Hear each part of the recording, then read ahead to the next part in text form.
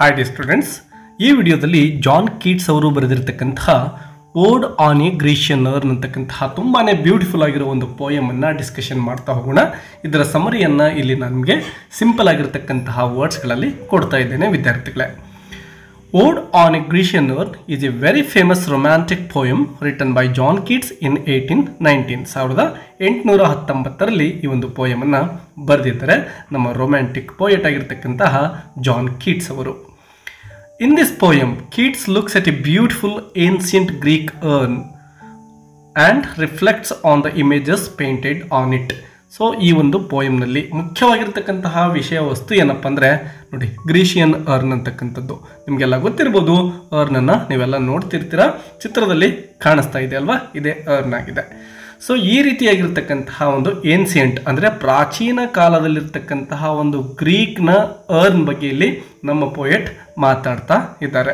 So ಅದೊಂದು a large pot used for decoration or to hold ashes. So ಅದನ್ನು ಯಾವುದಕ್ಕೆ use ಮಾಡ್ತಾ ಇದ್ರು ಅಂದರೆ ಹೋಲ್ಡ್ ಆ್ಯಶಸ್ ಅಥವಾ ಅದನ್ನು ಡೆಕೋರೇಷನ್ ಉದ್ದೇಶದಿಂದ ಯೂಸ್ ಮಾಡ್ತಾ ಇರ್ತಾರೆ. ಸೊ ಆ ಒಂದು ಅರ್ನ್ ಮೇಲೆ ಏನು ಚಿತ್ರಗಳನ್ನು ಬಿಡಿಸಿರ್ತಾರೋ ಅಥವಾ ಅದರ ಮೇಲೆ ಒಂದು ಪೇಂಟಿಂಗ್ ಇರುತ್ತೆ, ಆ ಪೇಂಟಿಂಗಲ್ಲಿ ಅನೇಕ ಚಿತ್ರಗಳಿರ್ತವೆ. ಸೊ ಅಂತಹ ಚಿತ್ರಗಳನ್ನು ಕುರಿತು ಇಲ್ಲಿ ಪೋಯೆಟ್ ಮಾತಾಡ್ತಾ ಇದ್ದಾರೆ. ಅಂದರೆ ಅದರ ಮೇಲಿರ್ತಕ್ಕಂತಹ ಒಂದು ಆರ್ಟ್ ಎಷ್ಟೊಂದು ಬ್ಯೂಟಿಫುಲ್ ಆಗಿದೆ ಅನ್ನೋದನ್ನು ಇಲ್ಲಿ ಅವರು ಹೇಳ್ತಾ ಹೋಗ್ತಾ ಇದ್ದಾರೆ.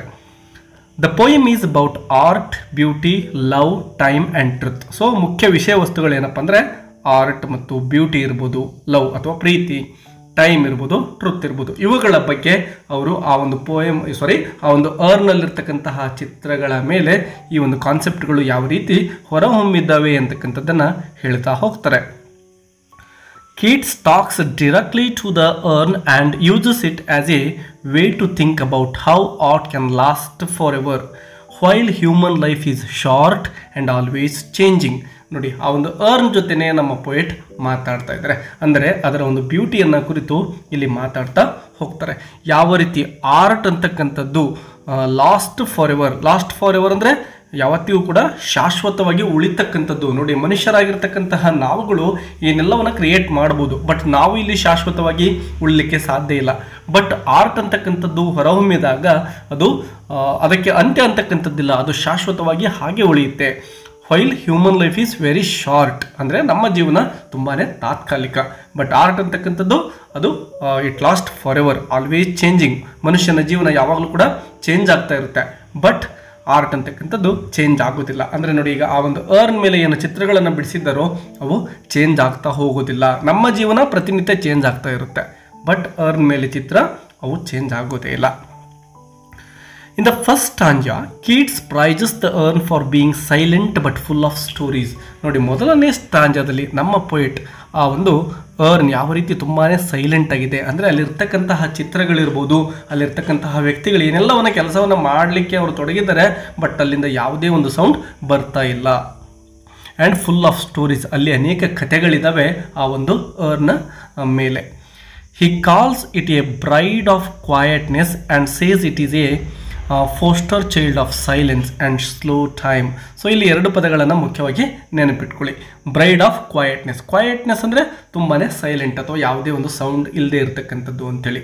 And says it is a foster child of silence. So ಆ ಒಂದು ಅರ್ನನ್ನು ಫೋಸ್ಟರ್ ಚೈಲ್ಡ್ ಅಂತ ಕರೀತಾ ಇದ್ದಾರೆ, ಫೋಸ್ಟರ್ ಚೈಲ್ಡ್ ಆಫ್ ಸೈಲೆನ್ಸ್ ಅಂತೇಳಿ. This means the urn doesn't speak. ಇದರ ಅರ್ಥ ಇಷ್ಟೇ, ಆ ಅರ್ನ್ ಏನಿದೆನೋ ಅದು ಯಾವುದೇ ಮಾತುಗಳನ್ನು ಆಡೋದಿಲ್ಲ, but it tell stories through the pictures on its surface. ನೋಡಿ, ಅದು ಸ್ಟೋರಿಗಳನ್ನು ಹೇಳ್ತಾ ಇದೆ, ಬಟ್ ಯಾವುದೇ ಸೌಂಡನ್ನು ಯೂಸ್ ಮಾಡಿಕೊಂಡು ಸ್ಟೋರಿಯನ್ನು ಅದು ಹೇಳ್ತಾ ಇಲ್ಲ. ಅದರ ಮೇಲೆ ಇರ್ತಕ್ಕಂತಹ ಪಿಕ್ಚರ್ಗಳೇನಿದಾವೋ ಸರ್ಫೇಸ್ ಮೇಲೆ ಅವುಗಳು ಕಥೆಗಳನ್ನು ಹೇಳ್ತಾ ಇದ್ದಾವೆ. ಅಂದರೆ ಆ ಚಿತ್ರಗಳನ್ನು ಗಮನಿಸಿದಾಗ ನಮಗೆ ಪ್ರತಿಯೊಂದು ಚಿತ್ರವೂ ಕೂಡ ಒಂದೊಂದು ಕಥೆಯನ್ನು ಹೇಳ್ತಾ ಹೋಗುತ್ತೆ ಅಂತೇಳಿ ಹೇಳ್ತಾ ಇದ್ದಾರೆ first ಸ್ಟಾಂಜದಲ್ಲಿನೇ. He sees a group of people in a lively scene and wonders what is happening. ಮೊದಲನೇದಾಗಿ ಕೆಲವೊಂದಿಷ್ಟು ಜನಗಳನ್ನು ಆ ಒಂದು ಅರ್ನ್ ಮೇಲಿರ್ತಕ್ಕಂತಹ ಚಿತ್ರದಲ್ಲಿ ನಮ್ಮ ಪೋಯೆಟ್ ನೋಡ್ತಾ ಇದ್ದಾರೆ. ಆ ಒಂದು ಸೀನಲ್ಲಿ ಏನಾಗ್ತಾ ಇದೆ, ಜನಗಳು ಏನು ಮಾಡ್ತಾ ಇರ್ಬೋದು ಅಂತಕ್ಕಂತಹ ಒಂದು ಅಚ್ಚರಿ ನಮ್ಮ ಪೋಯೆಟ್ಗೆ ಆಗ್ತಾ ಇದೆ. Are they chasing each other, ಒಬ್ಬರನ್ನೊಬ್ಬರು ಚೇಸ್ ಮಾಡ್ತಾ ಇದ್ದಾರಾ, ಸೆಲೆಬ್ರೇಟಿಂಗ್ ಯಾವುದಾದ್ರೂ ಹಬ್ಬವನ್ನು ಸೆಲೆಬ್ರೇಟ್ ಮಾಡ್ತಾ ಇದ್ದಾರಾ, ವರ್ಷಿಪ್ಪಿಂಗ್ ಅಂದರೆ ದೇವರನ್ನು ಕುರಿತು ಧ್ಯಾನವನ್ನು ಏನಾದರೂ ಮಾಡ್ತಾ ಇದ್ದಾರಾ, ಏನು ಮಾಡ್ತಾ ಇರ್ಬೋದು ಇವರು ಅಂತಕ್ಕಂತಹ ಅನೇಕ ಪ್ರಶ್ನೆಗಳು ಪೋಯೆಟ್ ಅವರಲ್ಲಿ ಮೂಡ್ತವೆ. The urn makes him curious but does not give clear answers. ಅನೇಕ ಪ್ರಶ್ನೆಗಳೇನೋ ಮೂಡ್ತಾ ಇದ್ದಾವೆ, ಬಟ್ ಯಾವುದಕ್ಕೂ ಕೂಡ ಸರಿಯಾಗಿರ್ತಕ್ಕಂತಹ ಆನ್ಸರ್ ಪೋಯೆಟ್ಗೆ ಸಿಗ್ತಾ ಇಲ್ಲ. ಕೇವಲ ಕ್ಯೂರಿಯಾಸಿಟಿ ಮಾತ್ರ ಅವರಲ್ಲಿ ಉಳಿದುಕೊಳ್ತಾ ಇದೆ. In the second stanza, Keats looks at a picture of a young man playing a musical instrument under the trees. So ಎರಡನೇ ಒಂದು ಸ್ಟಾಂಜದಲ್ಲಿ ನಮ್ಮ ಪೋಯಿಟ್ ಏನು ಹೇಳ್ತಾ ಹೋಗ್ತಾರೆ, ಒಬ್ಬ ವ್ಯಕ್ತಿಯನ್ನು ಗಮನಿಸ್ತಾ ಇದ್ದಾರೆ, ಒಬ್ಬ ಯಂಗ್ ಮ್ಯಾನ್ ಅವನಾಗಿರ್ತಾನೆ. ಅವನೇನು ಮಾಡ್ತಾ ಇದ್ದಾನೆ, ಕೆಲವೊಂದಿಷ್ಟು ಮರಗಳು ಕಾಣಿಸ್ತವೆ. ಆ ಮರಗಳ ಕೆಳಗಡೆ ಕುಳಿತುಕೊಂಡು ಅಂಡರ್ ದ ಟ್ರೀ ಏನು ಮಾಡ್ತಾ ಇದ್ದಾನೆ, is playing some musical instrument, ಯಾವುದೋ ಒಂದು ಮ್ಯೂಸಿಕಲ್ ಇನ್ಸ್ಟ್ರೂಮೆಂಟನ್ನು ಹಿಡಿದುಕೊಂಡು ಸಂಗೀತವನ್ನು ನುಡಿಸ್ತಾ ಇದ್ದಾನೆ. ಇದನ್ನು ಎರಡನೇ ಒಂದು ಚಿತ್ರದಲ್ಲಿ ನಮ್ಮ ಪೋಯೆಟ್ ಗಮನಿಸ್ತಾ ಇದ್ದಾರೆ. Keats says unheard melodies are sweeter than the ones we hear. ನೋಡಿ, ನಾವು ದಿನನಿತ್ಯ ಸಂಗೀತವನ್ನು ಏನೋ ಕೇಳ್ಕೊಳ್ತಾ ಇದ್ದೇವೆ, ಬಟ್ ಅಲ್ಲಿ ಆ ಚಿತ್ರದಲ್ಲಿ ಕಾಣಿಸ್ತಕ್ಕಂತಹ ವ್ಯಕ್ತಿ ಏನಿದನೋ ಯಾವುದೋ ಒಂದು ಮ್ಯೂಸಿಕನ್ನು ನುಡಿಸ್ತಾ ಇದ್ದಾನೆ. ಸೊ ಅವನ ಒಂದು ಮ್ಯೂಸಿಕನ್ನು ನಾವು ಕೇವಲ ಊಹಿಸ್ಬೋದು, ಇಮ್ಯಾಜಿನೇಷನ್ ಮಾಡ್ಕೋಬೋದು, ಬಿಟ್ಟರೆ ಅದನ್ನು ಕಿವಿಗಳಿಂದ ಕೇಳಿಸ್ಕೊಳ್ಳಿಕ್ಕೆ ಸಾಧ್ಯ ಇಲ್ಲ. ಸೊ ಪೋಯೆಟ್ ಏನು ಹೇಳ್ತಿದ್ದಾರೆ ಅಂದರೆ, ಈ ರೀತಿ ನಾವು ಕೇಳಿಸಿಕೊಳ್ಳಲಾಗದೇ ಇರತಕ್ಕಂತಹ ಮ್ಯೂಸಿಕ್ ಏನಿದೆನೋ ಅದು ಕೇಳಿಸಿಕೊಳ್ತಕ್ಕಂತಹ ಮ್ಯೂಸಿಕ್ಕಿಗಿಂತ ತುಂಬಾ ಸುಮಧುರವಾಗಿರುತ್ತೆ, ಸ್ವೀಟರ್ ಆಗಿರುತ್ತೆ ಅಂತ ಹೇಳ್ತಾ ಇದ್ದಾರೆ. This means the music the man place can be imagined. Only ನಾವೇನು ಮಾಡ್ಬೋದು, ಆ ಮ್ಯಾನ್ ಪ್ಲೇ ಮಾಡ್ತಕ್ಕಂತಹ ಮ್ಯೂಸಿಕನ್ನು ಇಮ್ಯಾಜಿನೇಷನ್ ಮಾಡ್ಕೋಬೋದು. And imagination makes it even more perfect. So ಈ ಒಂದು ಇಮ್ಯಾಜಿನೇಷನ್ ಏನಿದೆನೋ ಅದೇ ಆ ಒಂದು ಮ್ಯೂಸಿಕನ್ನು ತುಂಬಾ ಪರ್ಫೆಕ್ಟಾಗಿ ಪರಿಪೂರ್ಣಗೊಳಿಸುತ್ತೆ ಅಂತ ಹೇಳ್ತಾರೆ. He also sees a pair of lovers. ಮತ್ತೊಂದು ಚಿತ್ರದಲ್ಲಿ ಗಮನಿಸ್ತಾ ಇದ್ದಾರೆ ನಮ್ಮ ಪೋಯೆಟ್, ಅಲ್ಲಿ ಎ ಪೇರ್ ಆಫ್ ಲವರ್ಸ್ ಅಂದರೆ ಇಬ್ಬರು ಪ್ರೀತಿಸ್ತಕ್ಕಂತಹ ವ್ಯಕ್ತಿಗಳಿದ್ದಾರೆ. About to kiss. ನೋಡಿ, ಅವರೀಗ ಮುತ್ತನ್ನು ಕೊಡಲಿಕ್ಕೆ ಒಬ್ಬರಿಗೊಬ್ಬರು ಹೊರಡ್ತಾ ಇದ್ದಾರೆ, ಬಟ್ ನೆವರ್ ಕ್ವೈಟ್ ಟಚಿಂಗ್. ನೋಡಿ, ಅವರಿಬ್ಬರು ಕೂಡ ಒಬ್ಬರಿಗೊಬ್ಬರು ಟಚ್ ಮಾಡಿಲ್ಲ, ಬಟ್ ಅವರು ಕಿಸ್ ಮಾಡಲಿಕ್ಕೆ ಹೋಗ್ತಾ ಇದ್ದಾರೆ. ಆ ಒಂದು ಚಿತ್ರ ಹಾಗೆಯೇ ಉಳ್ಕೊಳ್ತಾ ಇದೆ. The lovers will never kiss. ನೋಡಿ, ಅವರೀಗ ಕಿಸ್ ಮಾಡಲಿಕ್ಕೆ ಹೊರಟಿದ್ದಾರೆ, ಬಟ್ ಕಿಸ್ ಮಾಡಲಿಕ್ಕೆ ಸಾಧ್ಯ ಇಲ್ಲ. ಈಗ ಅವರು ಹಾಗೇನೆ ಅಲ್ಲಿ ತಟಸ್ಥವಾಗಿ ಆ ಚಿತ್ರದಲ್ಲಿ ಕಾಣಿಸ್ಕೊಳ್ತಾ ಇದ್ದಾರೆ. But their love will stay fresh and exciting forever. ನೋಡಿ, ಆ ಒಂದು ಮುತ್ತುಗಳನ್ನು ಅವ್ರು ಕೊಡಲಿಕ್ಕೆ ಆಗದೇ ಇರ್ಬೋದು ಆ ಚಿತ್ರದಲ್ಲಿ, ಬಟ್ ಅವರ ಒಂದು ಪ್ರೀತಿ ಅಂತಕ್ಕಂಥದ್ದು ಏನಿದೆನೋ ಅದು ಯಾವತ್ತಿಗೂ ಕೂಡ ಫ್ರೆಶ್ ಆಗಿ ಹಾಗೆ ಇರುತ್ತೆ ಮತ್ತು ಎಕ್ಸೈಟಿಂಗ್ ಆಗಿ ಫಾರ್ ಎವರ್ ಯಾವತ್ತಿಗೂ ಕೂಡ ಇರುತ್ತೆ. Because they are frozen in time. ಇದಕ್ಕೆ ಕಾರಣ ಇಷ್ಟೇ, ಅವರು ಆ ಒಂದು ಟೈಮಲ್ಲಿ ಫ್ರೋಝನ್ ಆಗಿಬಿಟ್ಟಿದ್ದಾರೆ, ಅಲ್ಲಿ ಯಾವುದೇ ಮೂಮೆಂಟ್ಸ್ ಸಾಧ್ಯ ಇಲ್ಲ. ಸೊ ಆ ಒಂದು ಪ್ರೀತಿ ಹಾಗೆಯೇ ಉಳಿದುಕೊಳ್ಳುತ್ತೆ.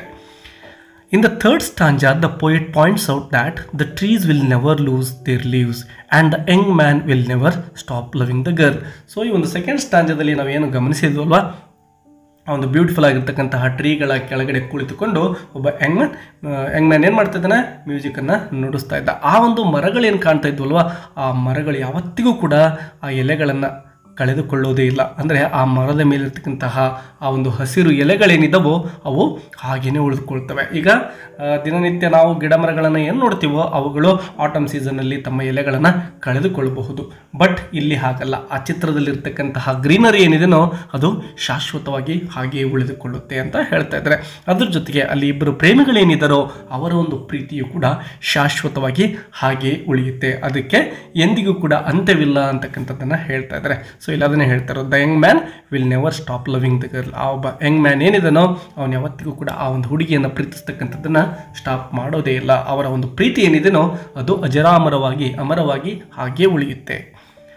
The girl will always stay beautiful. ನೋಡು, ಆ ಚಿತ್ರದಲ್ಲಿರ್ತಕ್ಕಂತಹ ಒಂದು ಗರ್ಲ್ ಏನಿದ್ದಾಳಲ್ವ, ಅವಳು ಯಾವತ್ತಿಗೂ ಕೂಡ ತನ್ನ ಒಂದು ಬ್ಯೂಟಿಯನ್ನು ಕಳೆದುಕೊಳ್ಳೋದಿಲ್ಲ. ಅಂದರೆ ಅವಳಿಗೆ ಯಾವುದೇ ವಯಸ್ಸು ಕೂಡ ಆಗೋದಿಲ್ಲ, ಅವಳ ಚರ್ಮದ ಕಾಂತಿ ಬದಲಾಗೋದಿಲ್ಲ, ಅವಳಲ್ಲಿರ್ತಕ್ಕಂತಹ ಪ್ರೀತಿ ಸೌಂದರ್ಯಗಳು ಬದಲಾಗೋದೇ ಇಲ್ಲ. And their love will never fade. ಅವರ ಒಂದು ಪ್ರೀತಿಯು ಕೂಡ ಫೇಡ್ ಅಂದರೆ ಮಾಸಿ ಹೋಗೋದು, ಆ ಪ್ರೀತಿಯು ಕೂಡ ಮಾಸಿ ಹೋಗೋದಿಲ್ಲ ಅಂಥೇಳಿ ಪೋಯಿಟ್ ಹೇಳ್ತಾ ಇದ್ದಾರೆ. In real life people grow old, love May end and time changes everything. ನಮ್ಮ ನೈಜ ಜೀವನದಲ್ಲಿ ನಮ್ಮ ಒಂದು ದೇಹಕ್ಕೆ ವಯಸ್ಸಾಗ್ತಾ ಹೋಗುತ್ತೆ, ತನ್ನ ಒಂದು ಬ್ಯೂಟಿಯನ್ನು ಕಳೆದುಕೊಳ್ತಾ ಹೋಗುತ್ತೆ, ಮತ್ತು ಪ್ರೀತಿಯು ಕೂಡ ಯಾವುದೋ ಒಂದು ಸಂದರ್ಭಕ್ಕೆ ಒಳಗಾಗಿ ಅದು ತನ್ನ ಒಂದು ಅಸ್ತಿತ್ವವನ್ನೇ ಕಳೆದುಕೊಂಡು ಬಿಡಬಹುದು. And time changes everything. ಸಮಯ ಅಂತಕ್ಕಂಥದ್ದು ಎಲ್ಲವನ್ನು ಬದಲಾಯಿಸ್ತಕ್ಕಂತಹ ಸಾಮರ್ಥ್ಯವನ್ನು ಹೊಂದಿದೆ. ಯಾರಿಗೆ ಅಂದರೆ ಜೀವಂತಿಕೆ ಇರ್ತಕ್ಕಂತಹ ವ್ಯಕ್ತಿಗಳಿಗೆ. ಬಟ್ ಆ ಒಂದು ಅರ್ನ್ ಮೇಲೆ ಇರ್ತಕ್ಕಂತಹ ವ್ಯಕ್ತಿಗಳ ಪ್ರೀತಿಯನ್ನು, ಅವರ ಒಂದು ಬ್ಯೂಟಿಯನ್ನು ಅಳಿಸ್ಲಿಕ್ಕೆ ಸಮಯಕ್ಕೆ ಸಾಧ್ಯವಿಲ್ಲ ಅಂತಕ್ಕಂಥದ್ದನ್ನು ಪೋಯಿಟಲ್ಲಿ ಹೇಳ್ತಾ ಇದ್ದಾರೆ. But in art nothing changes, the moment remains perfect for ever. So ಆ ಒಂದು ಆರ್ಟ್ ಅಥವಾ ಆ ಒಂದು ಕಲೆ ಏನು ವ್ಯಕ್ತವಾಗಿದೆನೋ ಆ ಒಂದು ಅರ್ನ್ ಮೇಲೆ ಅದು ಯಾವತ್ತಿಗೂ ಕೂಡ ಶಾಶ್ವತ, ಅದು ಎಂದಿಗೂ ಕೂಡ ಚೇಂಜ್ ಆಗೋದಿಲ್ಲ ಅಂತ ಹೇಳ್ತಾರೆ. ಇನ್ನು ಫೋರ್ತ್ ಸ್ಟಾಂಜದಲ್ಲಿ ಏನು ಹೇಳ್ತಾರೆ ನೋಡಿ. The fourth stanza shifts to a different scene. Kids sees people going to make a religious sacrifice. So ಈ ಒಂದು ಫೋರ್ತ್ ಸ್ಟಾಂಜದಲ್ಲಿ ಇನ್ನೊಂದಿಷ್ಟು ಜನಗಳನ್ನು ನೋಡ್ತಾ ಇದ್ದಾರೆ.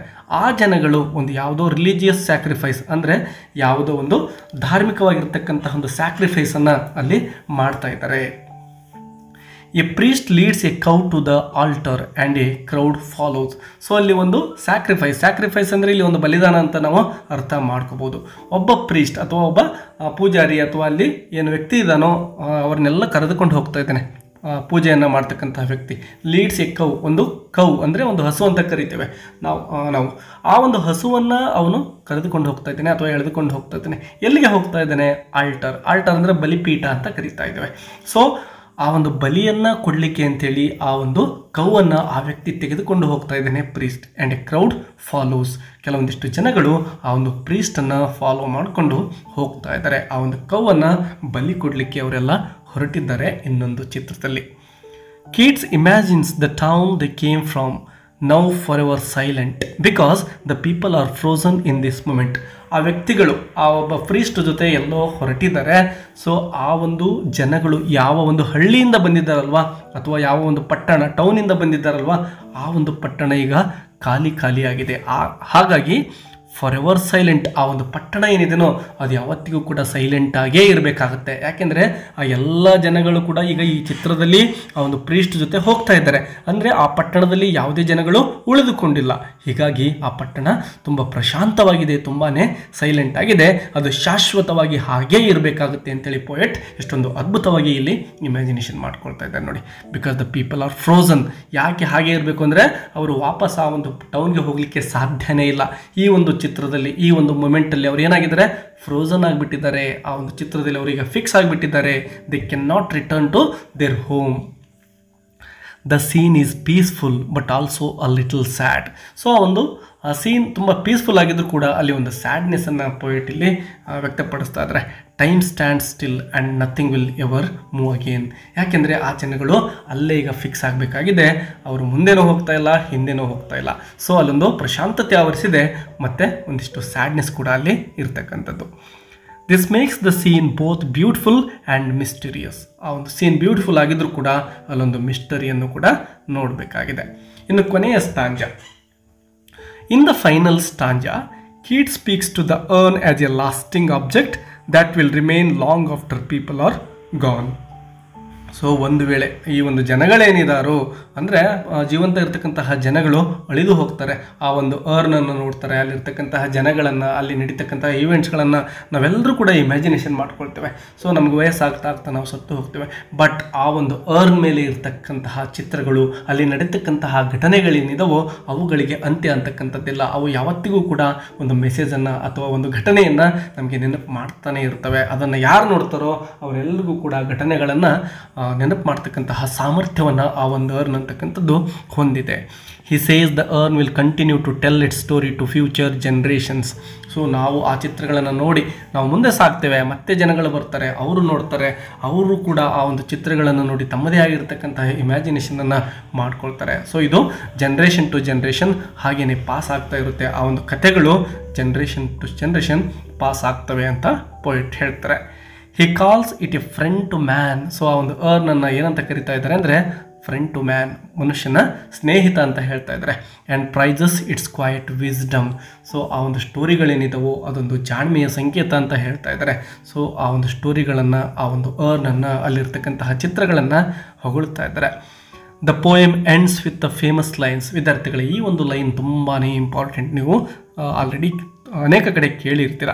Beauty is truth, truth is beauty ಅಂತಕ್ಕಂತಹ ಸೆಂಟೆನ್ಸನ್ನು ನಾವು ನೋಡಿದ್ದೇವೆ. That is all ye know on earth and all ye need to know. Keats is saying that beauty and truth are connected. So Keats ಏನು ಹೇಳ್ತಿದ್ದಾರೆ ಈ ಒಂದು ಸಾಲಿನ ಮೂಲಕ ಅಂದರೆ ಬ್ಯೂಟಿ, ಸೌಂದರ್ಯ ಮತ್ತು ಸತ್ಯ ಅಂತಕ್ಕಂಥವು ಒಂದಕ್ಕೊಂದು ಕನೆಕ್ಷನನ್ನು ಹೊಂದಿವೆ ಅಂತ ಪೋಯೆಟ್ ಹೇಳ್ತಾರೆ. If something is truly beautiful like love, nature R great art, it holds deep truth inside it.